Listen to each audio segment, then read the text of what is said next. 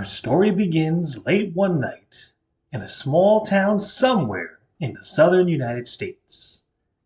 At present, we open on a shot of a nice, modest-looking two-story house. Besides some wind blowing and the sound of crickets, it's mostly quiet outside.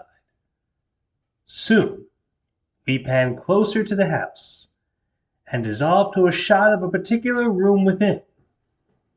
It appears to be the room of a young boy, judging by the various games, toys, and items strewed about.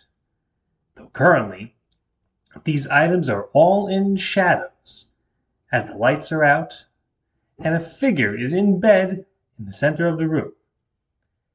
The figure is currently laying on his side, his back to the camera, as we hear a clock ticking from somewhere, perhaps in the room itself, or quite possibly a grandfather clock elsewhere. Soon, after several quiet moments, we can hear the chimes of the clock signifying a new hour.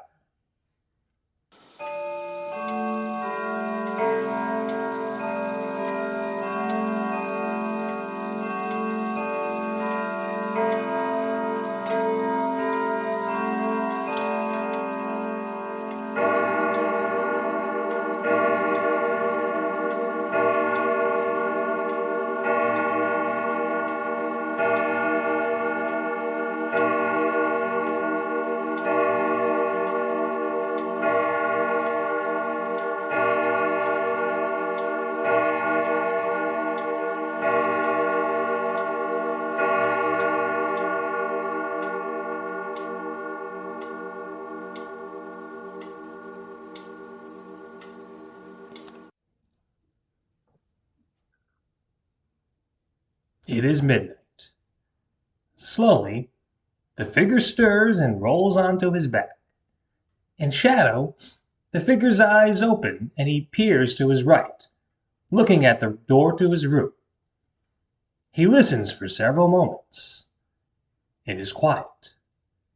With that, the figure nods and slowly gets out of bed, taking off his pajamas quickly and changing into regular clothes. He then puts on a pair of Coke bottle glasses, all the while still in the shadows. Finally, he reaches over to a nearby nightstand and picks up a rather large leather-bound book.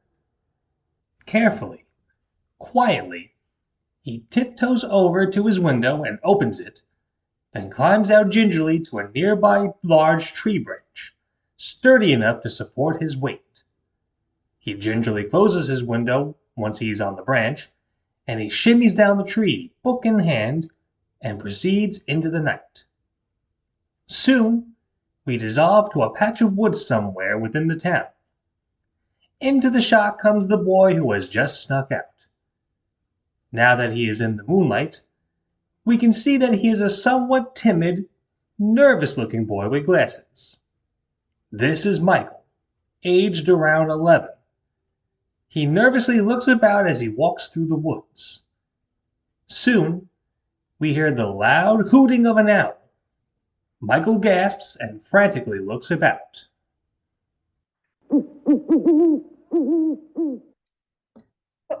What's that? Who's there?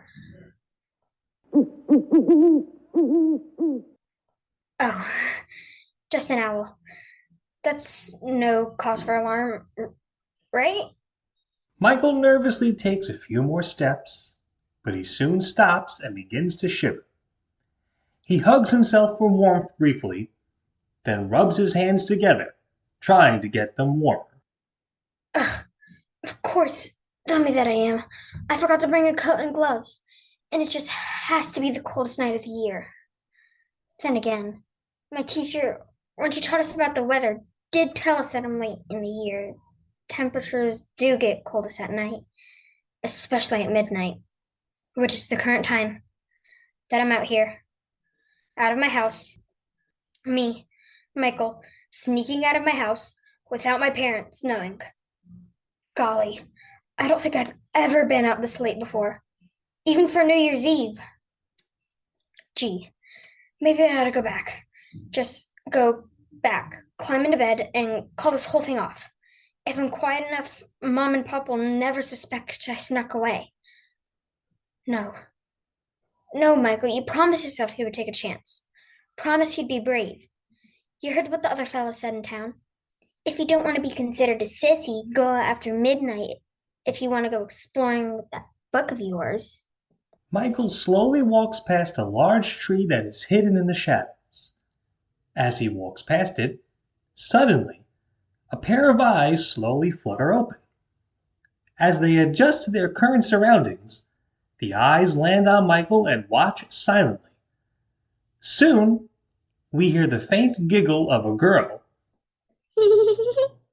Or did we? Is our mind playing tricks on us? The eyes slowly close and seem to vanish into nothing as Michael walks on, then stops walking briefly, slowly opens up his book, pulls out a pencil, puts the eraser to his chin briefly in thought, then begins to write, narrating as he does. Okay, let me see here. Saturday, November the 19th, after midnight.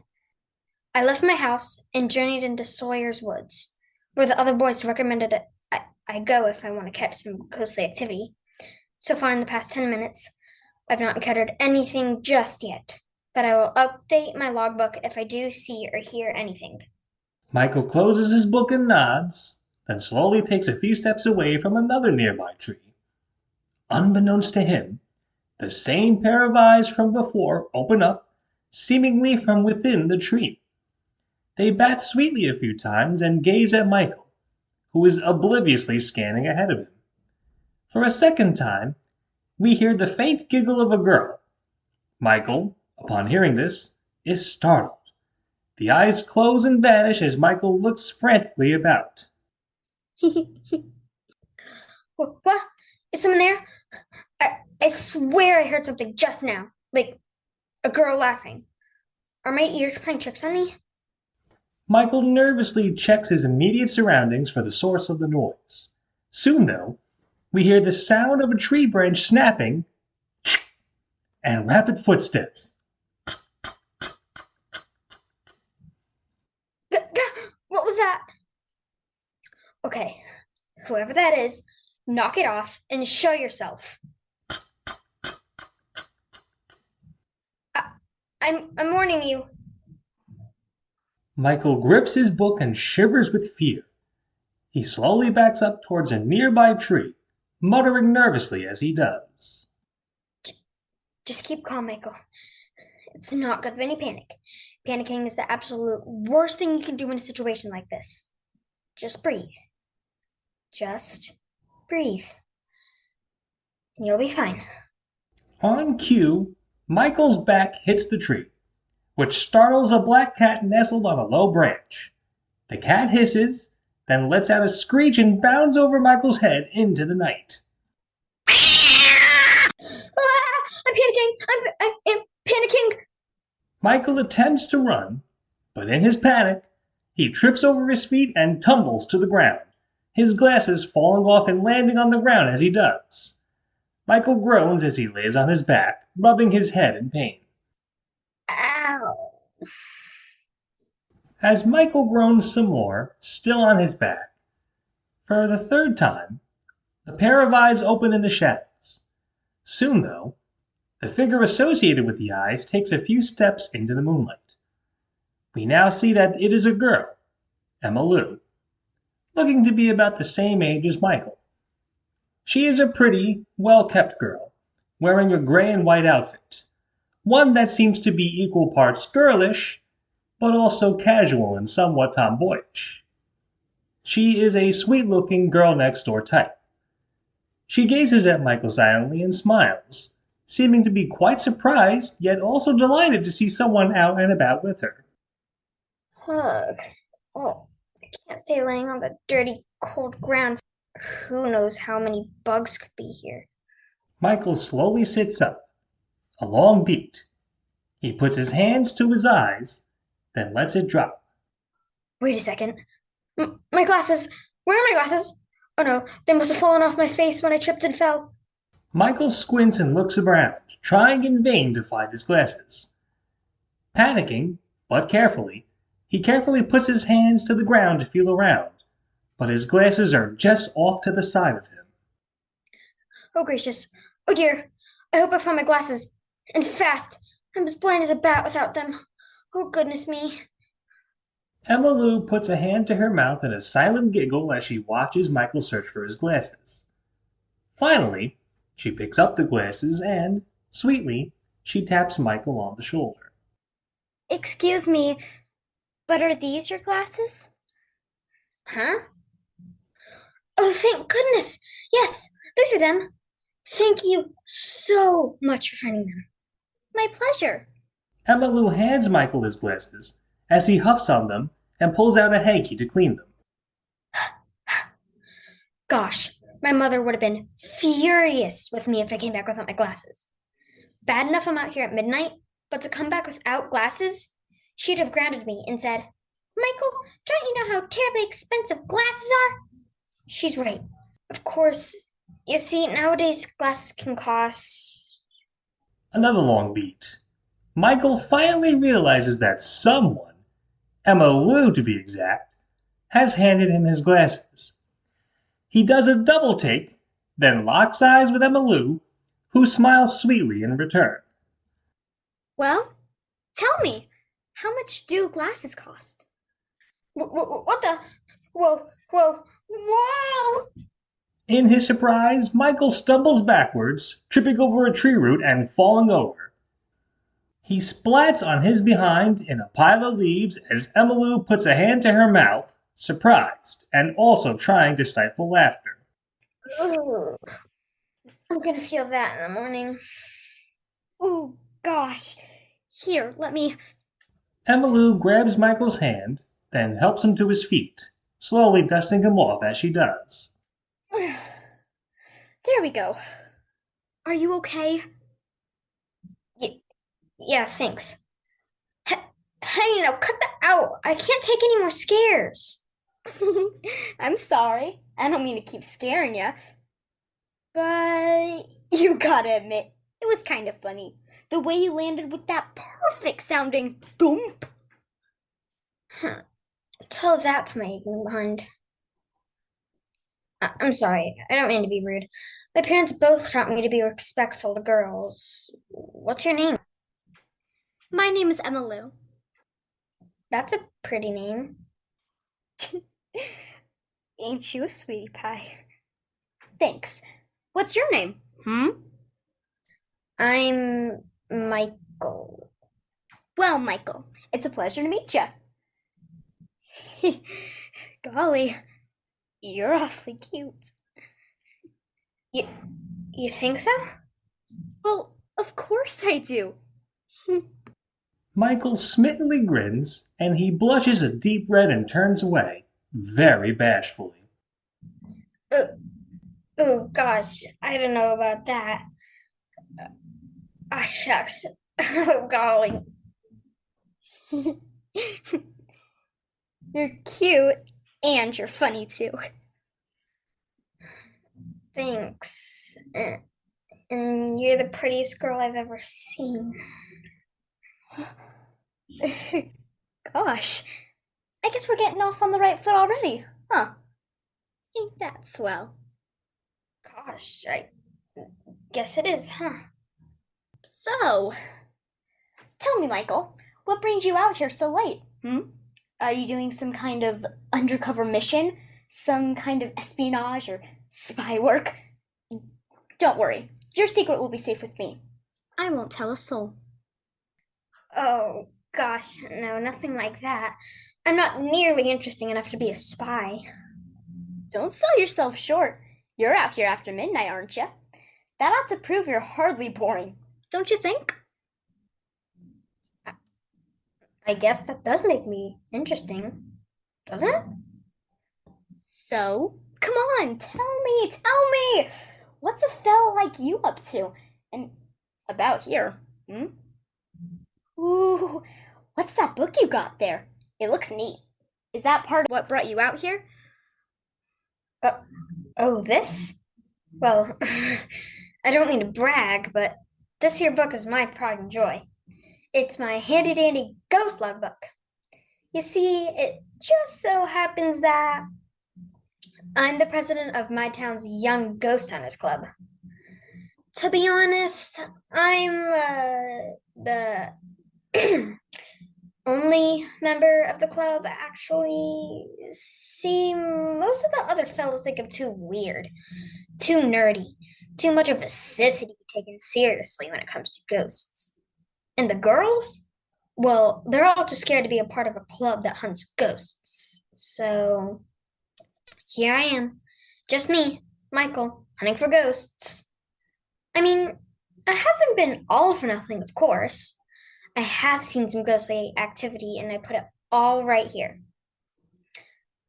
in my logbook. Here, I'll give you an example. Here, right here. Last Thursday, 6:30 p.m., a bunch of napkins on my kitchen table that were still as the dickens all day suddenly moved on their own and blew over.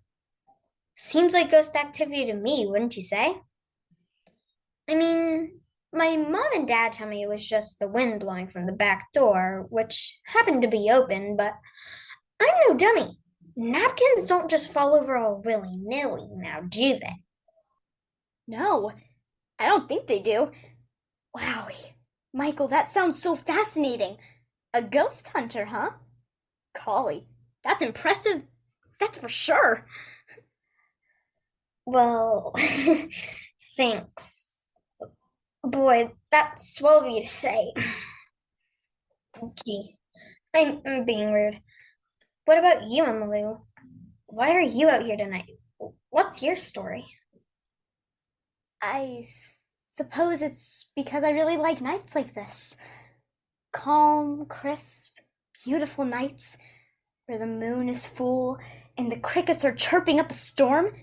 It's awfully wonderful to just be out and about, watching the stars in the sky and seeing all of the tranquil nature and scenery. I don't want to babble on too much about it, but I guess you can say I just really, really, really like nature. In fact, one of these days, I have to do what you do and use a book to jot down the wonderful things I find when I go outside, especially at night.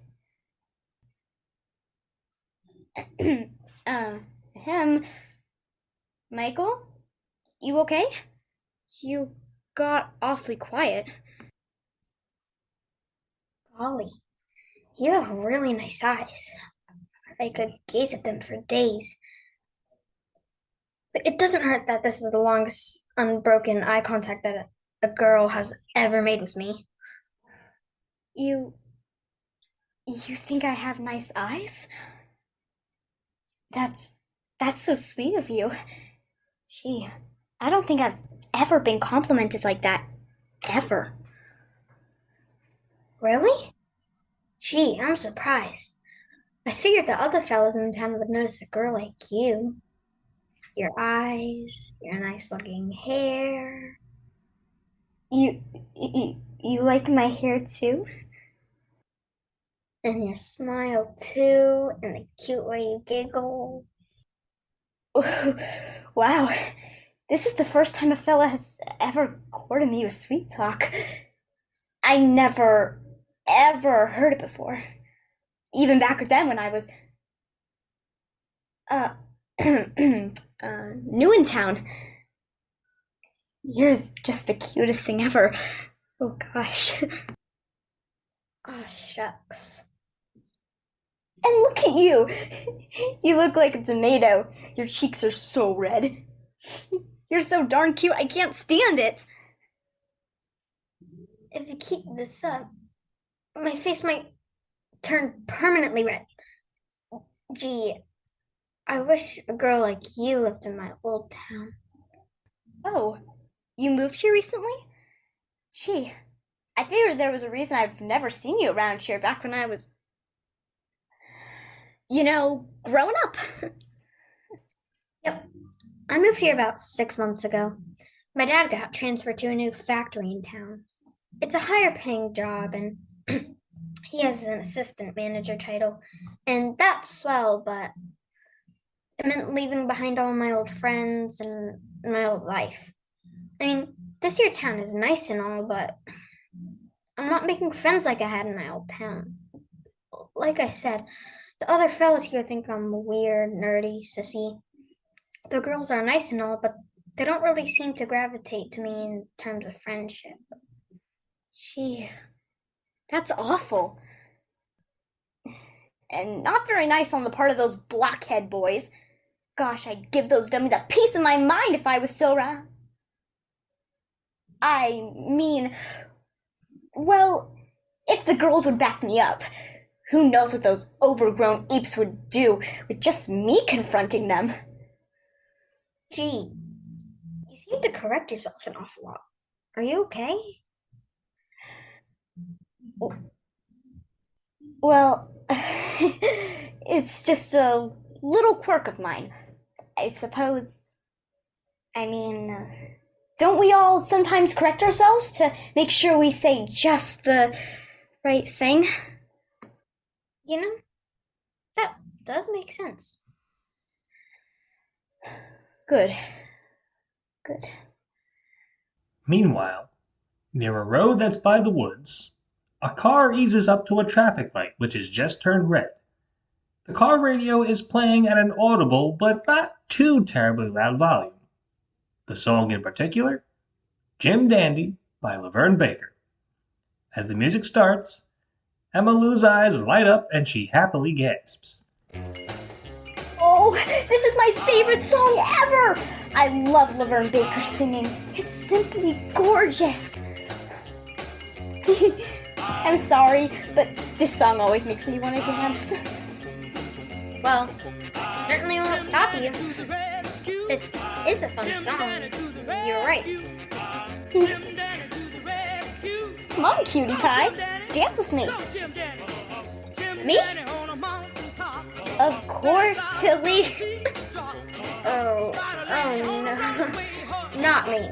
No, thank you. Besides, I'm not a good dancer. I'll probably step on your toes a dozen times. Ugh, you're exaggerating. I'm sure you're a great dancer. Oh gosh, I don't know. Please, Michael, would you? For me? Michael, seemingly under Emma Lou's spell, feels a surge of confidence. He gingerly places his book aside and begins to slowly bop the music. He moves his arms to the beat, then his legs. Finally, his whole body. He's a bit awkward and clumsy, but he's dancing. There you go. You're doing great. Michael grins, his confidence soaring. He begins to dance a bit more freely and confidently. See, you are a good dancer. Gosh, look at me. I'm dancing. I'm dancing. Now, come on over here with those dancing feet and dance with me. Don't be shy now. I will. Emma Lou smiles and, still dancing, holds her hands out for Michael. Michael dances towards Emma Lou and the two link hands and begin to dance. It's not what you would call graceful, but Michael is giving it his all and the two kids are having a ball. This is wonderful. You're a natural. So are you. The car slowly drives off and thus the music fades out. Michael and Emma Lou stop dancing. Emma Lou is up close to Michael and she grins sweetly. Michael, smitten, caught up in the moment, closes his eyes and eagerly puckers his lips out, presumably for a kiss. It's a somewhat comical overpucker. Emma Lou does a slight double take. She isn't so much repulsed or angry as just very surprised at Michael's actions. Well. What? Embarrassed, mortified, Michael slowly opens his eyes and unpuckers his lips, then sheepishly backs off a step. Uh, I'm sorry about that. I think I've watched way too many mushy romantic movies and I was just kind of going by movie logic in the moment. I suppose you think I'm weird now. It's no big deal.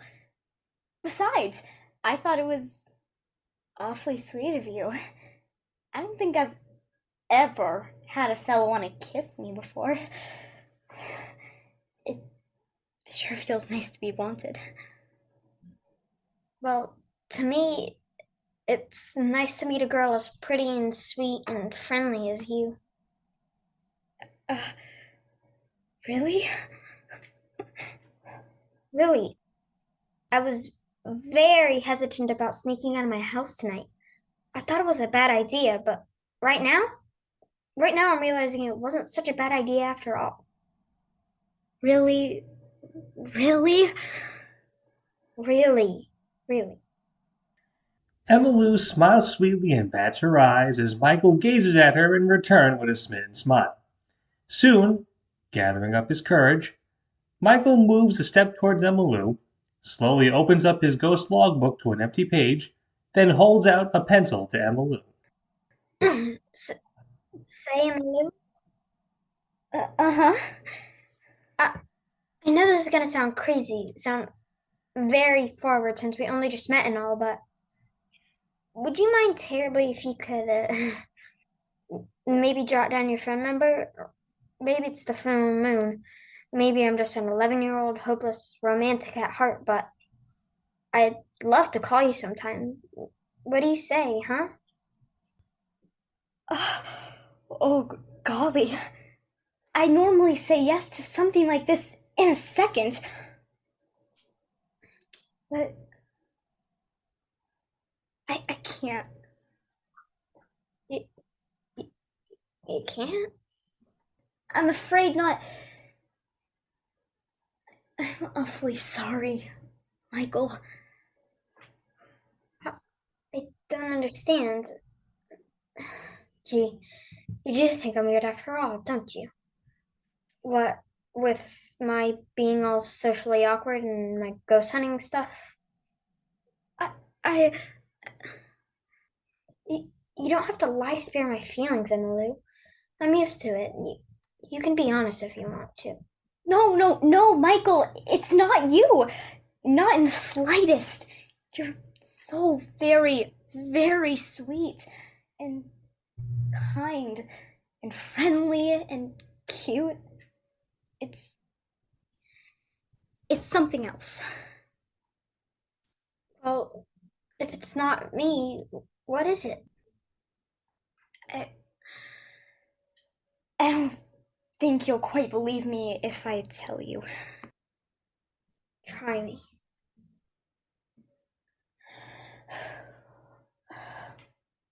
It's it's a complicated story.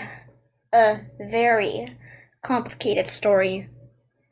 Michael, I'm sorry.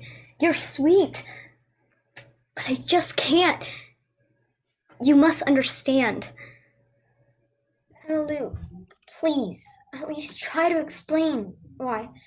Hearing you say it's complicated without you explaining is gonna haunt me. No, please. Please don't say that word. Haunt. It reminds me too much of my situation right now. Emily, you're scaring me. Please talk to me. No, don't say scare either.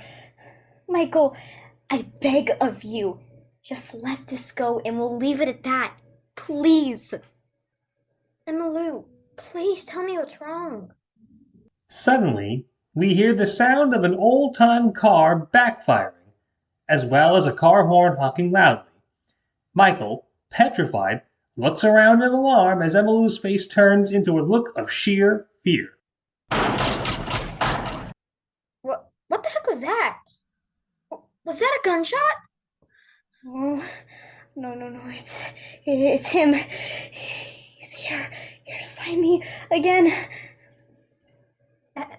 Emily, you heard that too, right? What? Before Michael can utter another word, Emmylou seemingly melts into the shadows, almost vanishing in a puff of smoke. Michael does a double take as he sees Emmylou is now gone. Huh? Emily, what happened? Where did she go? More sounds of a car backfiring and an old car horn blaring can be heard.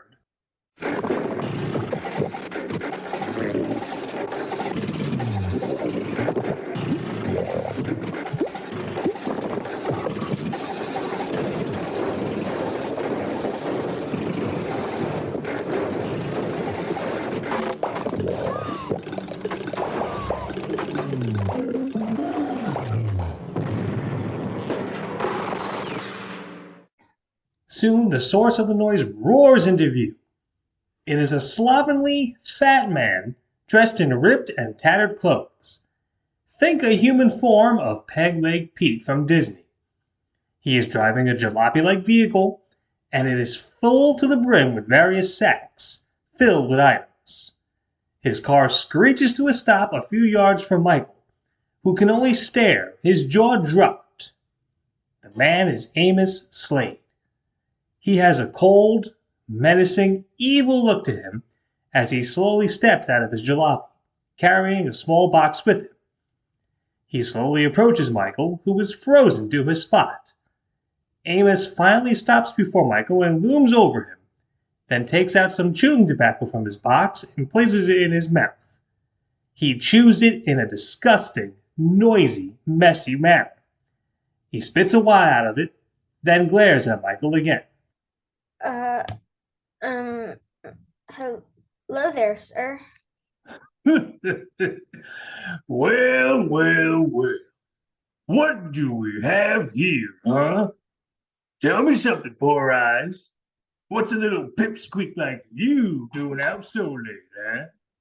Don't you know it's bedtime for a kid like you? I, well, um, see, the thing is, Well, go on, Runt. Instead of gawking at me, speak. Use your big boy words. I, um, I was sleepwalking. Sleepwalking, eh? A likely story. Don't you know it is nice to lie to adults, especially ones who are bigger than you? I, well, look here, mister. What are you doing hassling me for? I was just minding my own business before you.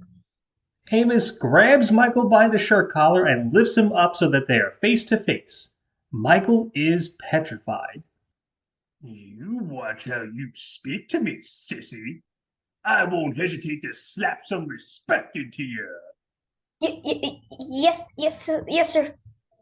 Now then, Amos slowly lowers Michael back down to his feet. I'm out here because I happen to be looking for someone. Someone who's usually in these here woods. And seeing as how some little snot-nosed kid like you is here, odds are the person I'm looking for is here too. What do you mean? I'm looking for a girl, you see. She's about your age. Brown hair, green eyes. She's wearing some dopey-looking gray and white outfits. Say, you wouldn't happen to have seen someone who fits that description, would you? No, sir. I've been out here alone all night. You sure about that, geek boy? Because before I pulled my car up closer, it seemed to me like you were talking to someone. Me? Talking to someone? No, I was just talking to myself. You see, I tend to do that a lot. Ha! Doesn't shock me. You seem like a little weirdo of a kid. Say, lay off me, would you? Oh, are you gonna make me lay off of you? Slowly, Amos spies Michael's book and he grabs it. Michael makes a feeble grab for it, but can't reach it. Oh, say, what's this now? Hey, give that back. It doesn't belong to you. Michael's handy dandy ghost log book. So, a little sissy like you hunts ghosts, huh? I do. Well, that's mighty interesting, 'cause it just so happens I'm looking for a ghost myself. In fact, it's that girl I described to you a minute ago.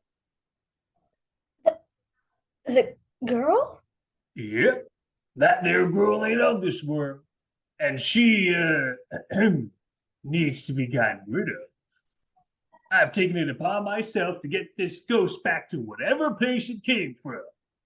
Amos opens up his box and holds it out for Michael to look at. There are various items inside of it. See? I got some ghost hunting stuff right here. Some salt to trap her, 'cause ghosts can't cross salt lines, you see. An iron bar. Iron can burn a ghost's skin, you see. Some silver bullets, an iron pick. The works. I see. Something tells me, Four Eyes, you might know just a bit more about what I'm looking for than you're leading on. And I hope that ain't the case. 'Cause if there's one thing I don't like more than anything, it's a liar.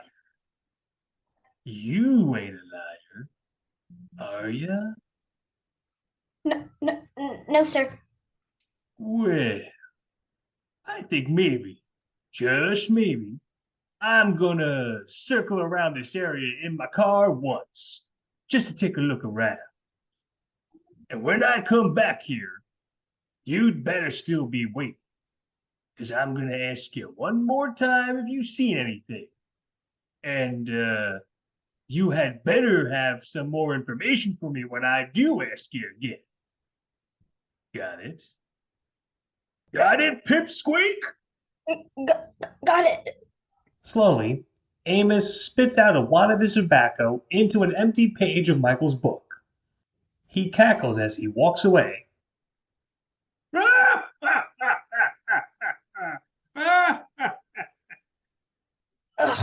that big ape. I hope he didn't ruin my book. Michael? You. Michael, please don't be angry at me. I didn't mean to abandon you. I'm so sorry. I was scared. Emily, I think you need to explain what's going on here. Now, preferably, what was that big gorilla talking about when he said, that girl ain't of this world? Well, Emily, the truth. Please?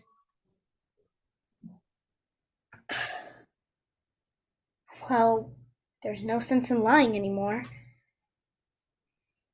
Michael, the truth is that, well, to be frank, I'm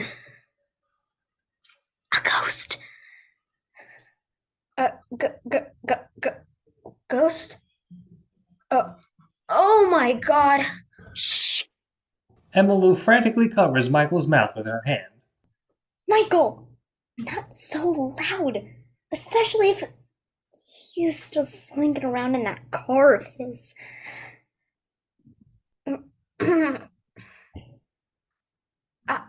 I can't believe it.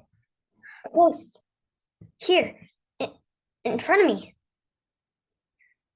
It's true. I'm sorry I lied to you, Michael. I don't understand. Aren't ghosts supposed to, like go through people? Yet here we were, dancing. We held hands. You put your hand over my mouth, and I felt it. Well, ghosts have that ability if they concentrate hard enough to solidify themselves for periods of time. At least, that's what I taught myself Anyways. This explains a lot.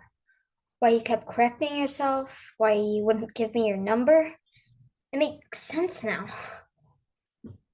I wish I could have told you sooner, but I was afraid you'd be like most others, that you'd just scream and run off. Emily, what happened to you? How did you, well, this happen? Would you mind telling me? Silence. Then, Emmylou sadly sighs and sits on a nearby large rock, patting a spot next to her for Michael to sit with her.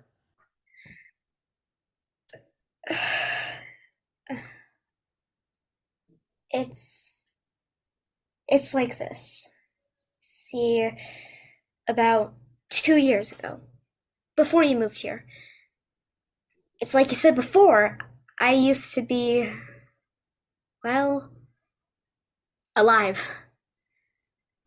I was just an ordinary, fun-loving 11-year-old girl. I liked hiking, swimming, dressing up, writing. I aspired to be an author one day, as a matter of fact. Yeah. It seemed like I had things all planned out for myself. That was until one night when I came across him, the man who killed me. See, I was walking home from my friend Beth's house, and I saw that man who confronted you earlier. Amos Slade. The nastiest, evilest, most no-good, low-down brute in this whole town! Well, I saw him, and he was carrying around a sack. And in that sack, several boxes of jewelry.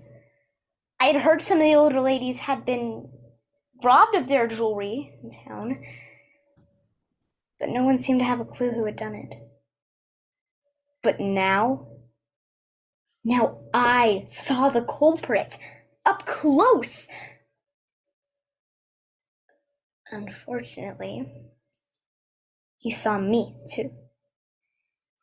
And he didn't even get scared or nervous or angry.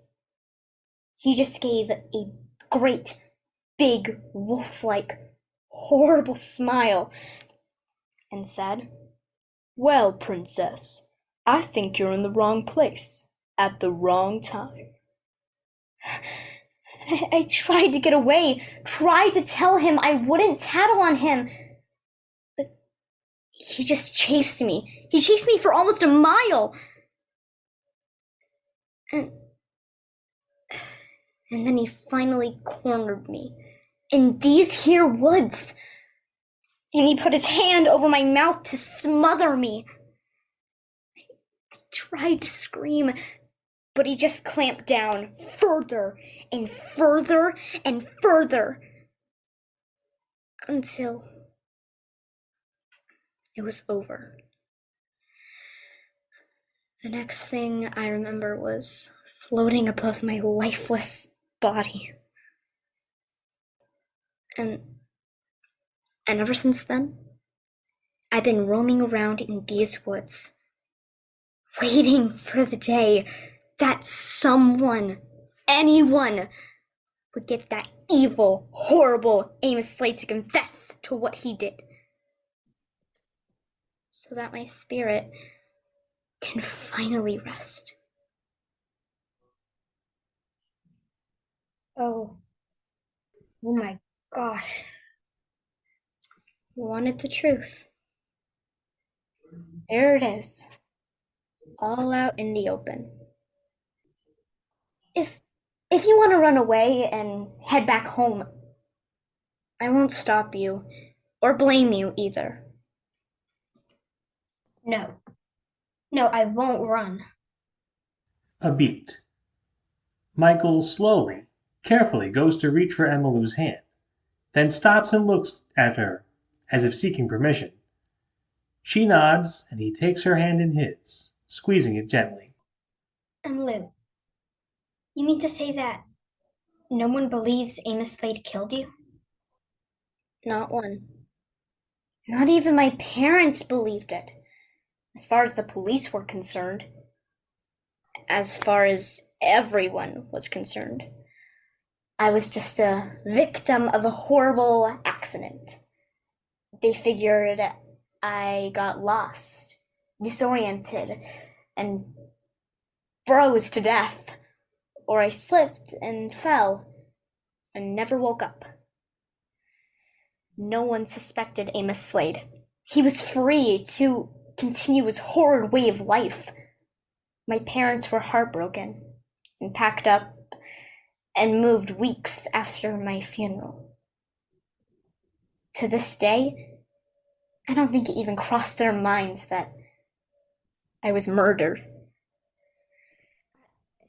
I'm so sorry. It's not your fault. After all, you only moved here 6 months ago. Oh gosh, Emily. It's all right, Michael. This doesn't look okay. See, you're crying. Oh goodness. It's fine. It's fine. Oh gosh. I'm sorry. I just sometimes I get emotional. It's not fair. Not fair at all. I feel like I had a long life ahead of me, full of laughter and fun. I was sure I'd be just like my parents. Find a fella that I liked, who liked me back. Go steady, get married, just be happy. Amos Slade, that brute, that beast, he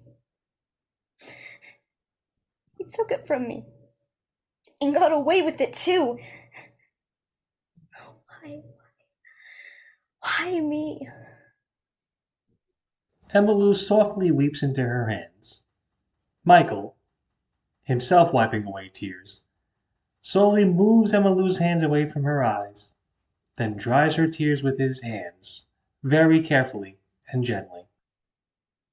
Thank you. I know we just met, but Emily, I want to help you. I want to make things right for your spirit. I don't know how, but I'll do it. But I'm gonna figure out a way to get Amos Slade to confess. Confess and let you finally rest. You'd actually do that for me? Of course I would. You know, my mother has often told me, sometimes, Michael, people come into your life for a reason. Sometimes, even when you've only known each other for a short amount of time, there's a spark, a purpose that makes a person special. And right now, I feel, no, I know that tonight, that very thing has happened, even if it was with a ghost. Michael, you really think so? I know so. Oh, goodness. Michael.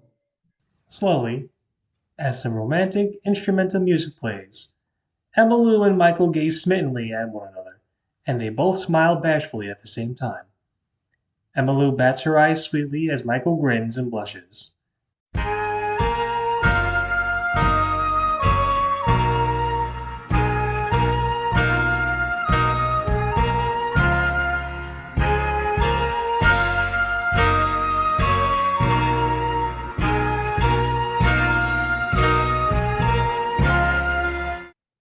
Suddenly, the bliss of the two kids is cut off by the sound of Amos Slade's jalopy roaring back over. Emmylou gasps and stands as Michael also stands.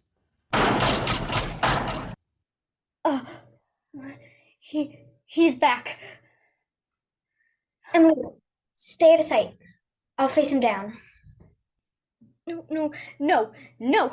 I made that mistake once. I won't do it again. I won't leave you. What if he hurts you? I'll take my chances. Soon, Amos Slade's jalopy screeches to a stop. He gets out of it and slowly strides towards Mike, who puts on as brave a face as he can. Amos Slade bears down on Michael, spits out a wad of tobacco, then speaks. Well, Runt, I gave you some time to rethink things. Do you maybe want to change your story? Or are you going to stick to the one you told before? I I don't have anything to say to you big ugly baboon. You know, it ain't nice to call people names, little man. I think someone ought to teach you some manners. Amos roughly grabs Michael by the throat and pins him to a nearby tree. Michael's glasses fly off his face again and crack into the tree. Michael wheezes and grunts, trying to wiggle loose, but Amos's grip is too strong. You made a big mistake coming out here. You should have just stayed in bed, Pipsqueak. No! Let him go! Leave him alone! Emmylou rushes out and beats at Amos Slade's back with her fists, to little effect.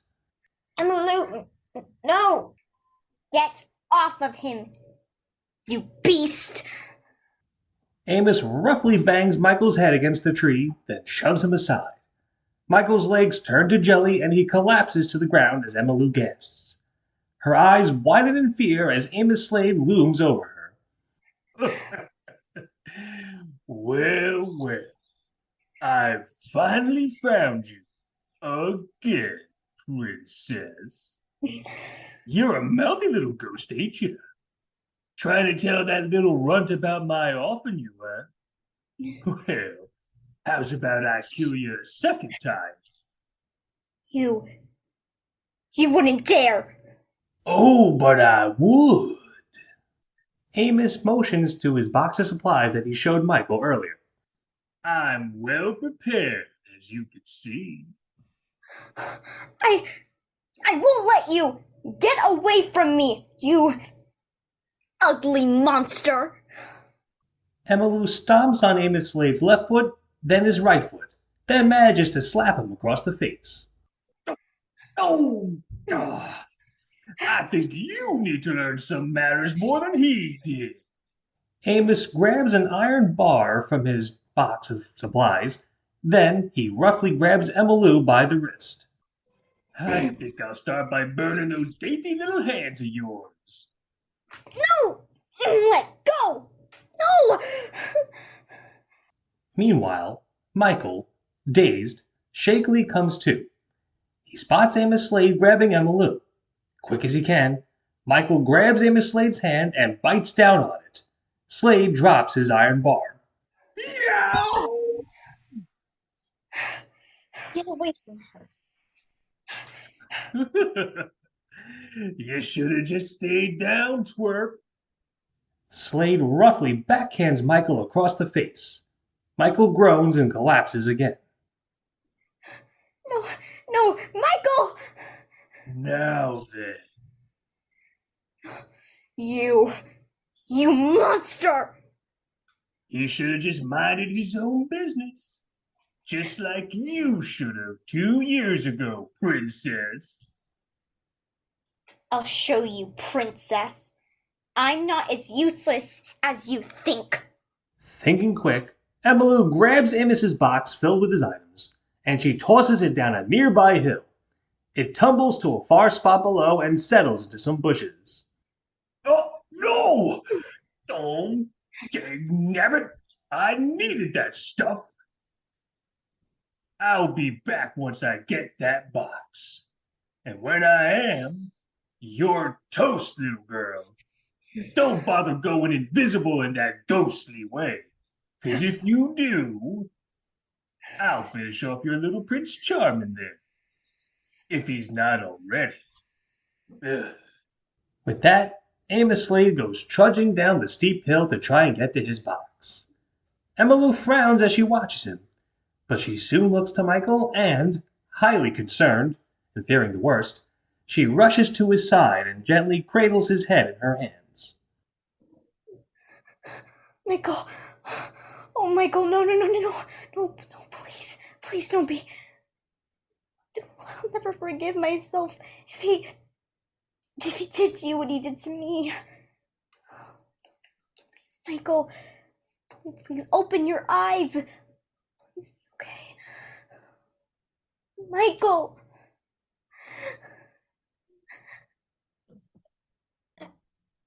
Anyone get the number of the truck that hit me? Oh, Michael. Michael. Oh, thank goodness. Emmylou gingerly sits Michael up and she hugs him, while rubbing noses sweetly with him. Meanwhile, Michael spots his glasses and gingerly puts them on.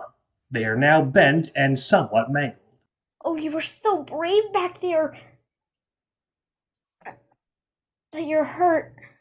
Oh, no, no, no. Oh, gracious. Your face is all bruised. We need to get you some help. But that won't solve the problem we have.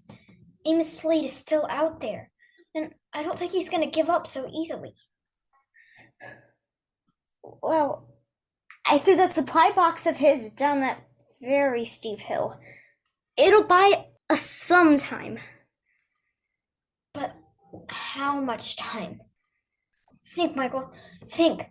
There's got to be a way to get this mess solved. Wait a moment. I think I have it. Yeah?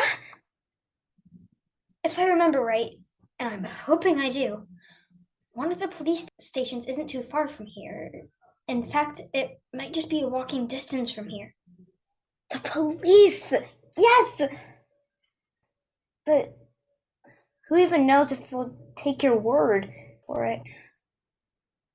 Michael, they'll more just be sore that some kid is out after midnight. I'm not just planning on walking over to them all casually. I have an idea. It's gonna take some luck, but I think we can do it. Emmylou, do you suppose you can float up to that tree branch and use some kind of light source to signal the police station? Well, sure I can, but what light could we use? Somewhat proudly, and with a bit of a smirk, even through his pain, Michael holds up a small flashlight. This one. Michael, where did you get that? I saw it hanging half in and half out of Amos Slade's pocket. I'm not a total goody two shoes. I can be a pickpocket when needed to be. Cute, funny, and clever. Never mind that. Just go up there and signal. Signal as much as you can. I'll wait for Slade.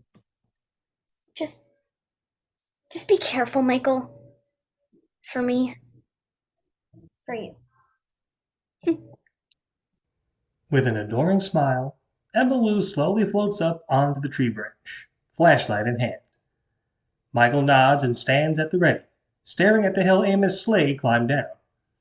Emmylou begins to flash Morse code-like signals from the flashlight as, meanwhile, in the nearby police station, two officers are seated at their desks. A phone suddenly rings.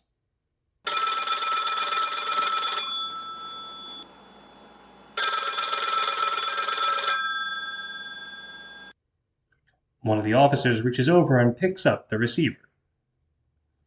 Police precinct. Ma'am, slow down, please. I can't understand you when you're talking frantic like this. Uh-huh. Uh-huh. Your son Michael? Missing? He wasn't in his room? His window was slightly open. Uh-huh. Uh-huh. Describe him, Mrs. Canders.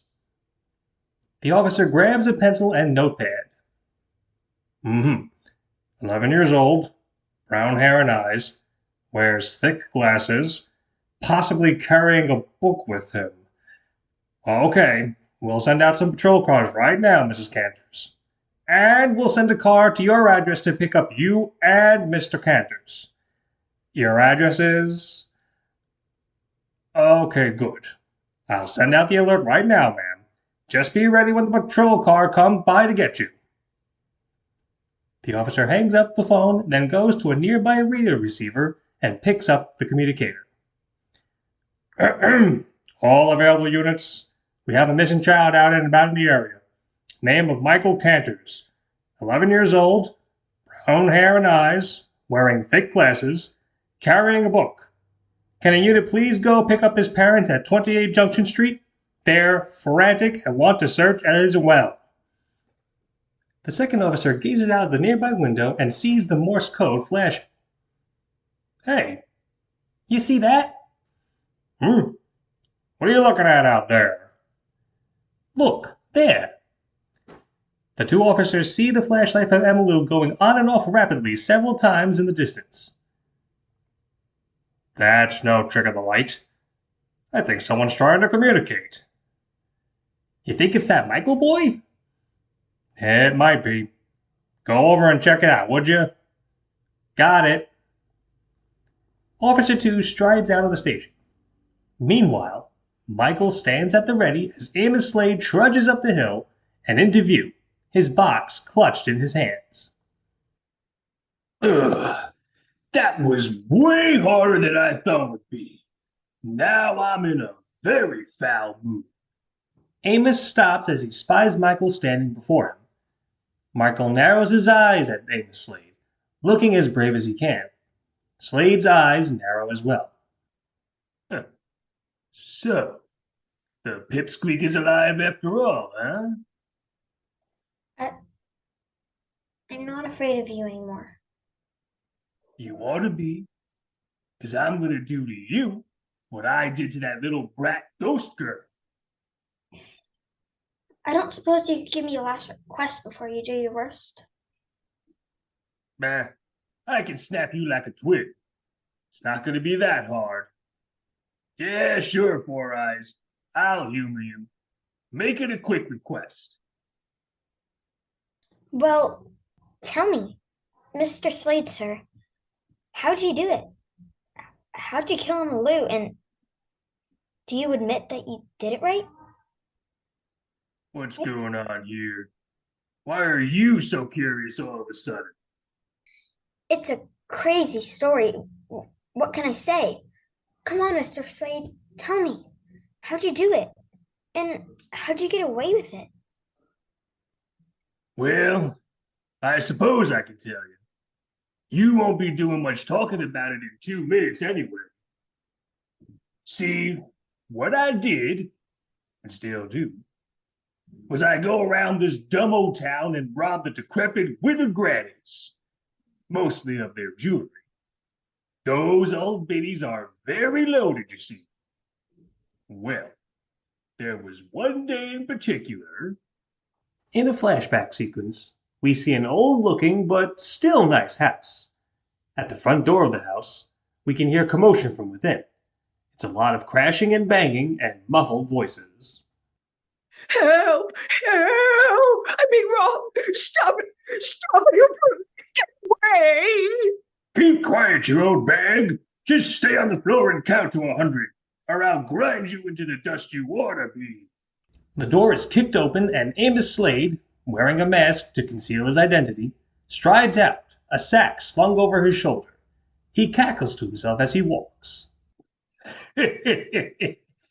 Now I just gotta lay low, and in a few weeks, I'll pawn some of the valuable pieces that old bat had.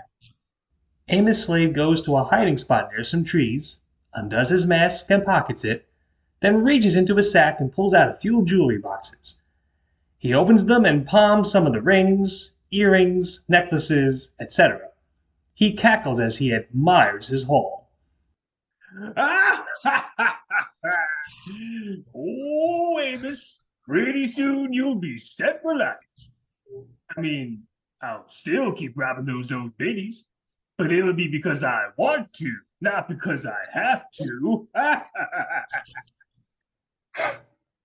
Oh, Amos's smile fades. He slowly turns and spots Emma Lou, who points a shaky finger at him. It's you! You're the thief that's been taking the jewelry boxes from the sweet old ladies around here! Well, princess, I think you're in the wrong place at the wrong time. Please, mister, I won't tattle. I won't say a word. You can just go on with your business. I'll keep quiet, I swear.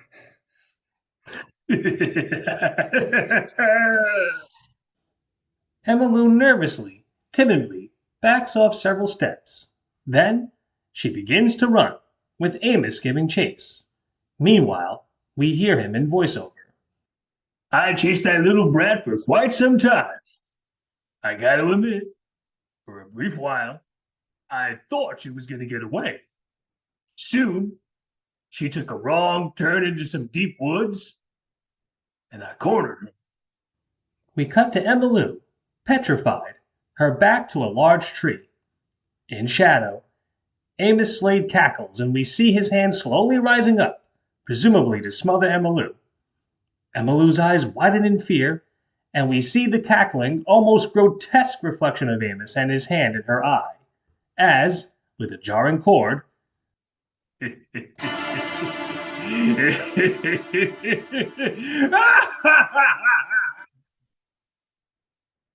we dissolve back into present time. Yep, I shut that little brat up permanently. I laid her down in some twigs and branches to make it look like an accident. The dopey cops in this town didn't suspect a thing. So I was free to keep robbing. So, you wanted me to tell you? There you go, Four Eyes. I killed that Emma Lou girl. I've robbed and will keep robbing houses. And now, I'll just smother the breath out of you, too. Michael's brave front slowly melts into a frightened, petrified look as Amos bears down on him. Suddenly, though, a voice calls out. It is the second officer from earlier, and he's now on the scene, his pistol slowly brandished at Amos. All right, Slade, hands up. Back away from the kid, nice and slow. What? What the? Back up or I'm gonna blast you, Slade. Hands up. Oh, I don't know how you did it, but you did it, you little runt. Oh, you miserable little... Oh, God. I'll get you too, Copper. Get off of me. Nothing doing, Slade. So, two confessions, eh? You're the one who was robbing them old ladies, huh? And not only that, you're the slimeball who murdered Emma Lou Monroe, huh? And here we thought it was just a tragic accident. Well, her parents will be able to rest easier now. The officer spies two patrol cars and he flags them down. They ease to a stop, and a few officers step out. Fellas, take this fat lump to the holding cells and book him for robbery and for murder. Two other officers lead away a glowering Amos Slade as the officer who spoke, meanwhile, kneels down to Michael. Son, are you Michael Cantors? Michael nods, a silent, exhausted nod. Thank goodness. Your parents called and said you were missing. They were in a tizzy, worried sick. Well, don't you worry, kid. They're out with one of the patrol cars. We'll have you reunited with them in a few minutes. Come on, let's get you into a warm car. Michael briefly looks up at the branch where Emma Lou was, then looks back to the officer. Officer, wait, my book, I can't leave it behind. It's around here somewhere. Let me just look for it for a minute.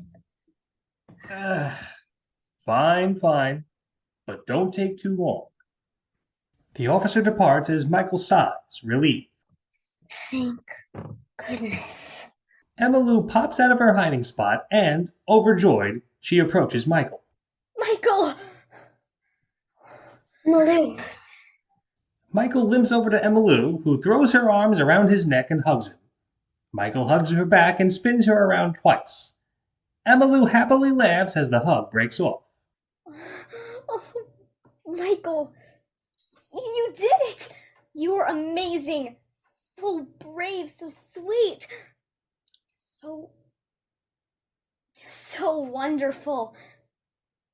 I don't know how I can ever thank you enough for what you've done.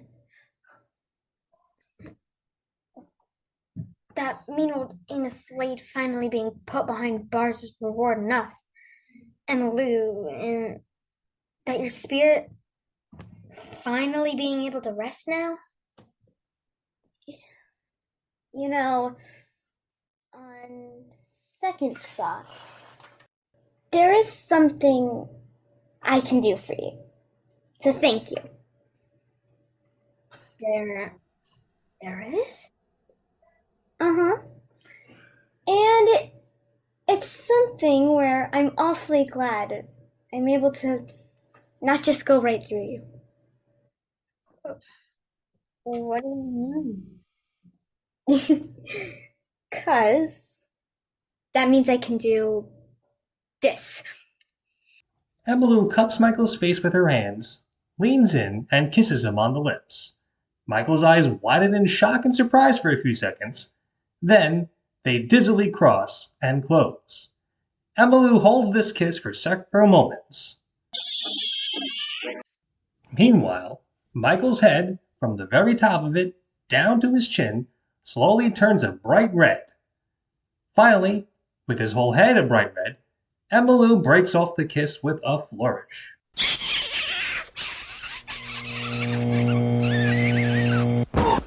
Post-kiss, Michael's body stiffens up in awe, and as his face slowly returns back to normal, he lurches back a few steps, then, with a smitten squeak, he falls over onto his back. Emmylou giggles in delight at this. Michael, meanwhile, slowly sits up, his glasses now half on and half off of his face. Silently, smittenly, he adjusts his glasses back into position. Then, a dizzy, smitten grin spreads across his lips. His mouth opens and a plume of smoke billows out.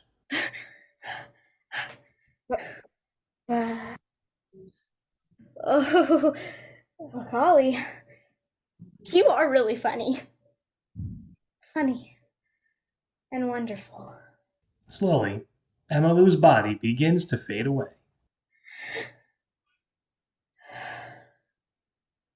Goodbye, Michael. And thank you. Michael dizzily gets to his feet, and he opens his mouth to speak, but words escape him.